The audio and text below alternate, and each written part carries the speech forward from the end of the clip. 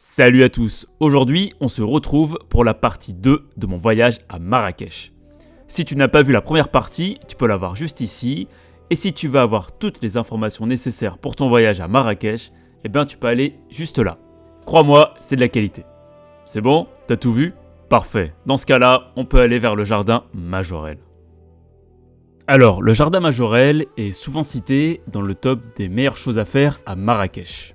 Alors déjà, qu'est-ce que c'est le jardin Majorelle et pourquoi il attire autant de visiteurs? Initialement, c'était la maison du peintre Jacques Majorelle, né en 1886 à Nancy.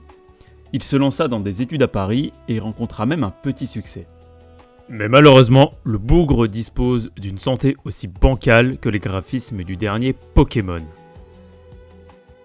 Après avoir voyagé un peu, il s'installe finalement, vous l'aurez deviné, au Maroc et décide de construire une maison avec jardin qu'il transformera en atelier. Il installe donc des plantes venues du monde entier pour en faire une sorte de mosaïque botanique. Et là, vous allez me dire, ok Pigeon, c'est super ce que tu nous racontes, mais c'est quoi le rapport avec la vidéo? On n'est pas venu pour que tu nous parles d'un peintre Osef qui a cassé sa pipe. Alors déjà, je vous répondrai que 1. On se calme tout de suite, et que si vous êtes si impatient de voir la suite, pensez bien à vous abonner tout de suite pour ne rien rater de mes vidéos de qualité premium. Et de 2, vous avez raison. En fait, même si le jardin Majorelle est aujourd'hui connu, c'est pas à cause de son premier propriétaire. Ah!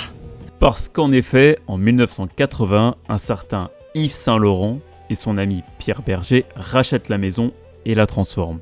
Et à partir de là, tout change radicalement. Le nom de Yves Saint-Laurent attire les touristes du monde entier et élève le jardin Majorelle au rang de monument du Maroc. Bon, maintenant qu'on s'est dit ça, est-ce que ça vaut le coup de le visiter ce jardin? Déjà, quand on regarde le prix, on s'aperçoit que c'est bien plus cher que les autres monuments de Marrakech. L'entrée coûte donc 17 €, soit 170 dirhams. À côté du palais Majorelle, on peut aussi visiter le musée Yves Saint-Laurent ou le musée de Pierre Berger. Bon, étant donné que je les ai pas visités, je peux pas vraiment donner mon avis dessus. Mais j'imagine que, à part si on a un énorme fan, je vois pas vraiment l'intérêt de les voir ces musées. La visite du jardin est assez rapide. Comptez entre 30 minutes et 1 heure, le temps de visiter tranquillement. Parce que vous allez voir, il y a quelques coins qui sont très instagrammables. Alors moi, c'est pas trop mon truc, mais je dois avouer que celui-là, par exemple, il est vraiment stylé. Il y a également une galerie d'art qui est ouverte à la visite. Elle présente une collection d'affiches qu'Yves Saint-Laurent envoyait à ses amis et clients pour leur adresser ses vœux. Si vous voulez mon avis, j'ai surtout eu l'impression que ça a été mis là pour remplir. J'ai pas trouvé le sujet super intéressant. Ça aurait été mieux par exemple qu'il montre la transformation du jardin au fur et à mesure. Par exemple, avant qu'il l'achète et après. Là, j'ai trouvé le sujet qui était sans intérêt et la visite totalement éclatée. Le jardin en lui-même est vraiment impressionnant. Il est impeccablement entretenu. On sent que l'argent dépensé sert réellement à prendre soin. Alors, avec sa végétation et ses petits points d'eau, le jardin apporte quand même un peu de fraîcheur. Mais malheureusement, ça suffira pas à vous rafraîchir, parce que ici le soleil tape vraiment très fort. Alors, pour les gens comme moi, ça, c'est du bleu. Mais les experts vous diront que c'est en fait du bleu Majorelle, une couleur exclusivement créée par le peintre pour recouvrir les murs de son jardin. Je trouve que le jardin est vraiment stylé et le bleu Majorelle donne vraiment du cachet et le rend pour le coup assez unique. Il est très bien entretenu, j'imagine même pas le travail colossal des jardiniers pour s'en occuper. Franchement, bravo. Autant, dans le fond, ça reste un jardin où l'entrée est franchement chère et en toute honnêteté, si vous n'êtes pas un fan de Majorelle ou d'Yves Saint-Laurent, ou tout simplement un amoureux des jardins, vous risquez d'être déçu. Si vous venez hors saison et qu'il n'y a pas trop de monde, la visite peut se tenter parce que vous allez être un peu tranquille pour visiter. Mais si c'est pendant l'été, laissez tomber, vous allez devenir fou. Alors, certains pourraient me dire que je suis un peu dur parce que pour le coup, le jardin est quand même bien stylé. Mais laissez-moi vous rappeler que ça coûte quand même 17 balles. Donc, on est plus haut que les prix standards de Marrakech, ce qui veut dire que mes attentes, elles, sont plus hautes aussi. Ça aurait coûté 10-12 €, j'aurais rien dit, j'aurais trouvé ça parfait. Mais malheureusement, c'est pas le cas, donc le jardin Majorelle, c'est cool, mais malheureusement, c'est trop cher pour ce que c'est. Alors faites les choquer, faites ce que vous voulez, mais je pensais pas ça de toi. Ah, le palais Badi, l'un des monuments les plus connus de Marrakech. Alors, le palais Badi a été construit par le saadien Ahmed Al-Mansour. Désolé pour la prononciation. Après la victoire du Maroc sur le Portugal à la bataille des Trois Rois. Et on peut dire qu'ils se sont donné les moyens, parce que le palais fait quand même 8 hectares, soit 11 stades de foot. Même Neymar ne pourrait pas rouler sur autant de distance. Et vous savez à quoi il sert ce colossal palais ? Eh bien, il servait à accueillir les ambassadeurs étrangers, dits dignitaires et les invités de marque, tout en offrant un cadre somptueux à ses invités. Et tout ça pour que le sultan puisse flex avec son palais pour rivaliser avec les grandes puissances de son époque, qui étaient l'Empire ottoman, l'Espagne des Habsbourg et les royaumes européens, comme le Portugal et la France. Vous savez, la France, à l'époque, on ne se faisait pas humilier par le monde entier parce que le plus grand musée du monde se fait braquer en plein jour par un gus muni d'une scie. Il n'y a pas eu de défaillance interne sur les dispositifs de sécurité tels qu'ils étaient installés à cette date et tels que les dispositifs installés de sécurité devaient fonctionner. Mais qu'est-ce qu'il me raconte là, ce fils de... Il est fort probable que vous ayez déjà vu ce palais auparavant sans vous en apercevoir, parce qu'il est régulièrement mis en avant grâce au Marrakech du Rire, l'émission de Jamel Debbouze qui accueille des artistes connus et des étoiles montantes du stand-up. Alors, je crois que j'ai vu l'émission 2 ou 3 fois dans ma vie. Par moments c'était drôle, par moments ça l'était pas. Je pense que le plus important, c'est que ça peut donner une chance à des artistes. Donc rien que pour ça, bah ouais, je trouve que c'est cool. Alors, malheureusement pour moi, quand je suis venu, il y avait plus d'eau dans le bassin. Ce qui est dommage, mais bon, à la limite, c'est pas vraiment un problème. Le plus ennuyeux par contre, ce sont toutes ces installations pour travaux. Ce qui est normal, car comme j'en parlais dans la première partie du voyage, eh bien le séisme qui a endommagé la ville a aussi endommagé le palais Badi. Heureusement, le palais est toujours debout et j'imagine qu'aujourd'hui, normalement, les travaux doivent être terminés. Personnellement, j'ai adoré visiter ce palais. On a vraiment l'impression d'être dans une autre époque quand on rentre à l'intérieur. En fait, ce qui frappe tout de suite, c'est son allure de ruine. Et c'est tout à fait normal parce que le palais a été volontairement démantelé au XVIIe siècle par le sultan de l'époque qui voulait construire sa propre résidence sur ses vestiges. Du coup, il reste pas grand chose, mais ça lui donne un certain charme. Le vrai problème par contre, c'est le manque d'explication. Il n'y a quasiment rien sur l'histoire du palais, pas d'exposition, que dalle. On paye vraiment juste pour l'entrée et c'est tout, rien de plus. Ce qui malheureusement laisse un petit côté vide.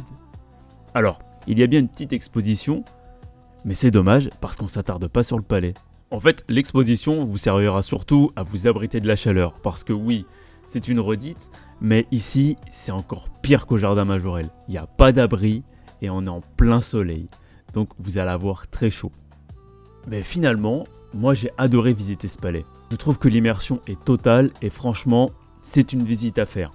Le prix reste correct, ça coûte 10 € pour une entrée, et on est vraiment dans un monument qui est une relique de l'histoire marocaine. Et rien que pour ça, ça vaut le coup de le visiter. Alors, pour changer des visites, maintenant, je vais vous parler du meilleur restaurant que j'ai fait à Marrakech. Ce restaurant, c'est le Dar Isra. Alors, encore une fois, désolé pour la prononciation. En entrée, j'ai pris une soupe harira. Et c'est une soupe typique de Marrakech, à base d'agneau, de pois chiches, de tomates et d'épices. Avec ça, j'ai pris des briouates, qui étaient vraiment super bons. Alors, ça ressemble un peu à des samosas, mais maintenant que j'ai dit ça, j'ai l'impression que je vais me faire insulter dans les commentaires. Bon, dans tous les cas, c'est pas grave, parce que ça me fera du référencement. Et le meilleur pour la fin, le tagine aux prunes, qui était exceptionnel. À mon sens, c'est le meilleur tagine de tout Marrakech. Et tout ça, ça m'a coûté 130 dirhams, soit 13 €, ce qui est vraiment pas cher. Et en bonus, lorsque vous vous baladerez, prenez un msemen, ça coûte 5 dirhams, soit 50 centimes, et c'est incroyable. La dernière étape de mon voyage m'a amené à rencontrer un artiste peintre. Si vous êtes déjà venu à Marrakech, vous avez dû croiser forcément ces petites peintures faites sur tuiles qui représentent aussi bien des métiers, des personnages ou des animaux. J'ai eu l'immense plaisir de rencontrer Anas, qui a bien voulu nous accorder de son temps malgré les petits cafouillages du direct. Ouais, il y a eu du budget, t'inquiète. Salut à tous, on se retrouve dans les souks chez Anas, un artiste qui réalise des peintures sur plaque. Alors dis-moi, peux-tu te présenter? Moi je suis Anas Mamad, c'est artiste de Marrakech, un petit artiste de Marrakech. On travaille ici, voilà, faire les dessins, tous les dessins, on fait ici avec les peintures d'huile Patolo, c'est comme ça. D'accord. Et tu mets combien de temps pour en faire une? Pour une, il y a beaucoup d'étapes. Moi, pour une, je travaille 30-35. Ça dépend le moral. de moi. Mais il y a beaucoup d'étapes. Tu peux voir. Voilà. Vas-y. Tiens. La première étape, il a la plaque comme ça.